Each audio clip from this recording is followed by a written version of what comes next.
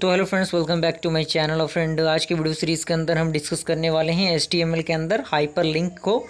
क्या हाइपरलिंक क्या होता है, कौन कौन से उसमें टैग आते हैं, क्या उनका प्रोसेस होता है। तो सबसे पहले इसमें आता है एंकर टैग, जिसे हम लोग ए से रिप्रेजेंटेट करते हैं। तो इसका हम किस तरीके से यूज़ करते हैं, तो पॉइंट इसमें कह रहा है कि it is use to create the hyperlink to a resources, web page, PDF file, document file, image file. यानी इसका हम यूज़ करते हैं हाइपरलिंक को क्रिएट करने के लिए। And anchor tag in HTML use to create a hyperlink on the web page. यानी वेब पेज के अंदर हाइपरलिंक को क्रिएट करने के लिए हम एंकर टैग का यूज़ करते हैं। हाइपरलिंक क्या होता है? Hyperlink is use to link the website to the other web page. यानी जो हाइपरलिंक होता है उसका हम यूज़ करते हैं दो पेजेस को आपस में इंटरकनेक्ट करने के लिए, यानी आपस में रिलेट करने के लिए। तो href क्या होता है? It is an attribute of anchor tag. यानी जो href होता है वो आपका एट्रीब्यूट होता है एंकर टैग का। तो यहाँ पे एक सिंटेक्स आपको दिख रहा होगा। इस सिंटेक्स को आप अपने VS कोड में, अगर आपने HTML में कोई भी कोड वगैरह किया होगा, कुछ वेब डेवलपमेंट का कोर्स वगैरह किया होगा आपने, तो आपको इन चीज़ों के बारे में नॉलेज होगा।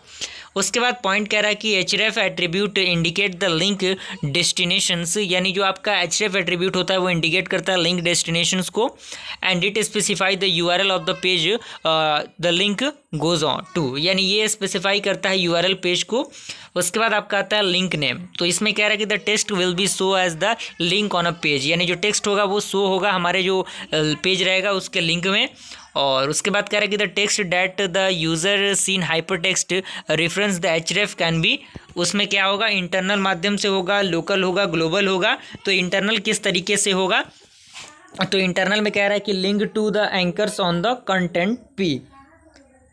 तो href आपको दिख रहा होगा। href में किस तरीके से यहाँ पे चीज़ें दी गई हैं। आप बारी बारी से सारी चीज़ों को लिखते चलिए ताकि आपका जो नोट्स है वो प्रिपेयर होता चले।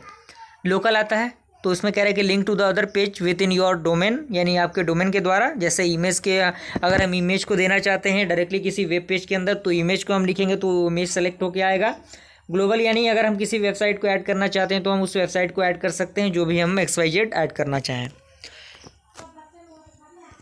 उसके बाद आपका आता है एंकर। तो इसमें कह रहा है कि to link to section of your existing page a name must be given to the anchor. तो इसमें आपका S2 आता है।